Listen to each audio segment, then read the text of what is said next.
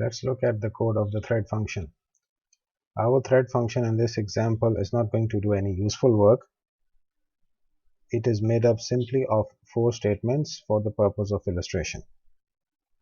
The first statement is a printf, and the purpose of this one is to display the parameter which is passed to this function at runtime, and it is the value of arg which is displayed over here.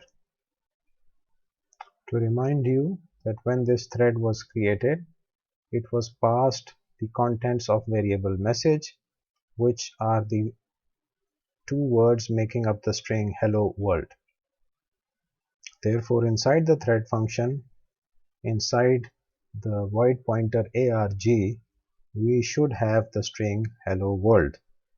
In order to display it correctly, it is typecast into a character pointer and then displayed with a %s. The second statement inside this thread function is a call to sleep, and the purpose of this is to have the thread function execute for at least 3 seconds. So we don't want the thread function to just start and finish. We want this thread to run for some time, and to simulate execution, a sleep 3 is called over here. The next statement is a call to strcpy, and over here what is happening is that this thread is modifying the value of a global variable. Specifically, a new string by is written into the variable message. The message is a global variable. After modifying the global variable message, this thread finally is going to end by calling pthread exit, and the return value of this thread would be a string, which is simply this message, thank you for the CPU time. This will be captured and displayed by the main thread. To remind you, this is the place in the main thread where the return value of the thread function is captured in the variable thread result, and it is then displayed using this printf. So if you have been able to follow along the code, now let's look at this code in action. To compile it, you may need to specify pthread along with the -l switch. So the very first thing that is displayed by this program is the contents of the variable message, which are initialized to hello world. Then this is the line displayed by the main thread just before the call to pthread join. This is the line which is displayed by the main thread after the thread has completed execution. You will also notice that we display this thank you for the CPU time in the main thread.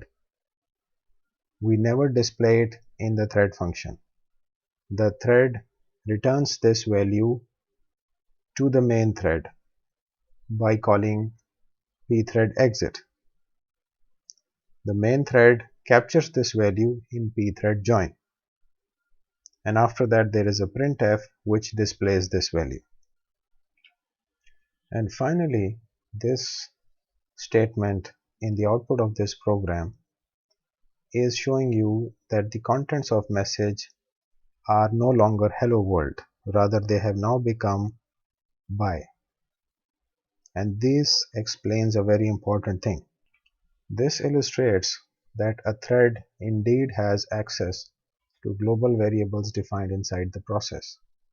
Before the thread, the contents of message is hello world. After the thread has completed execution, the contents have been modified to bye. So out of the 5 lines displayed by this program, I have explained 4. The middle one, which starts with a T, this is the line which is displayed by the thread function. There is a printf inside the thread function which will display this line. The hello world displayed on this line illustrates the fact that the main thread passed a parameter to the thread function, and that parameter was also the contents of the global variable message. So this line indicates successful movement of data from the main thread to the new thread. When you will execute this program, all of these 5 lines will not display immediately. Specifically, there would be a delay of at least 3 seconds between these 2 lines. So to wrap it up this code example, you have seen the steps which are required to write a multi-threaded program. You have also seen that a thread has access to global variables. Also illustrated is that at the time of formation, the main thread can pass a value to the new thread, and this has to be passed on as a void pointer.